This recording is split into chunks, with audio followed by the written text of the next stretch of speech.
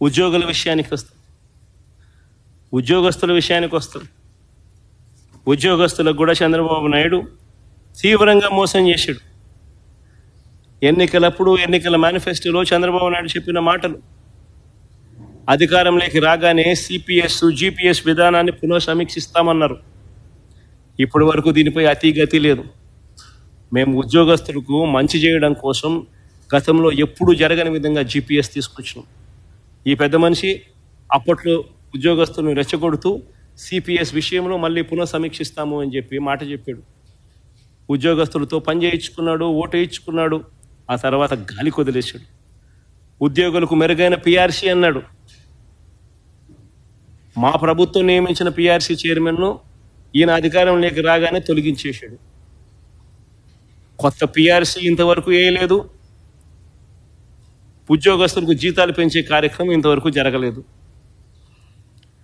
కూటమి ప్రభుత్వం రాగానే ఐఆర్ ప్రకటిస్తామన్నారు. ఇప్పుడు 10 నెలలు అయిపోయింది.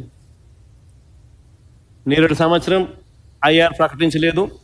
ఈ సంవత్సరం కూడా ఐఆర్ ప్రకటిస్తున్నట్టుగా, దానివల్ల జీతాలు పెరుగుతున్నట్టుగా బడ్జెట్ డాక్యుమెంట్స్లో ఎక్కడ కనిపించవు.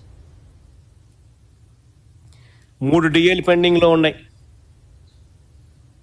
వాటి ప్రస్తావన కూడా బడ్జెట్లో లేదు. ప్రతి నెల 1వ తారీఖునే జీతాలు ఇస్తామన్నారు. కేవలం ఒకే ఒక నెల ఇచ్చారు. ఈ రోజుకి కూడా జీతాల కోసం ఉద్యోగస్తులు ఎదురు చూపులే. ఇంకా మా హయాంలో అన్నా కనీసం బట్టలు ఉన్నాయి, మా హయాంలో అన్నా కనీసం కోవిడ్ లాంటి మహమ్మారిని కూడా చూసాం. అలాంటి విపత్కర పరిస్థితుల్లో కూడా మేము మెరుగైన జీతాలు ఉద్యోగస్తులకు ఇచ్చాం. మెరుగైన టైం ఫ్రేమ్లో కూడా ఇచ్చాం. ఉద్యోగుల జీపీఎఫ్ జిఎల్ఐ డబ్బులను వీళ్ళ అవసరాల కోసం వీళ్ళు వాడుకుంటూ ఉన్నారు.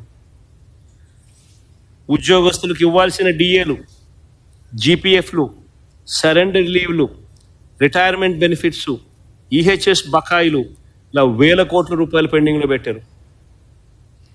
కాంట్రాక్ట్ ఉద్యోగస్తులను క్రమబద్ధీకరిస్తూ మా ప్రభుత్వం విప్లవాత్మక నిర్ణయం తీసుకుంది. 3,000 మందిని మా ప్రభుత్వ హయాంలోనే రెగ్యులరైజ్ కూడా చేశాం. మిగిలిన 7,000 మందికి సంబంధించి డిపార్ట్మెంటల్ రివ్యూ ప్రక్రియ కూడా పూర్తయిపోయింది. ఎలక్షన్ కోడ్ వచ్చి మేము ఇంప్లిమెంట్ చేయలేకపోయాం. ఈరోజు అన్ని ఫార్మాలిటీస్ కంప్లీట్ అయిపోయాయి. మొత్తం ఫైనలైజ్ అయిపోయింది. ఒక ప్రక్రియ మొత్తం పూర్తి చేశారు. Rooster, reservation, length of service, ఇలా అన్నీ కూడా సుప్రీంకోర్టు గైడ్ లైన్స్కి అనుకూలంగా అన్ని రకాలుగా అన్నీ కూడా కంప్లీట్ అయిపోయాయి.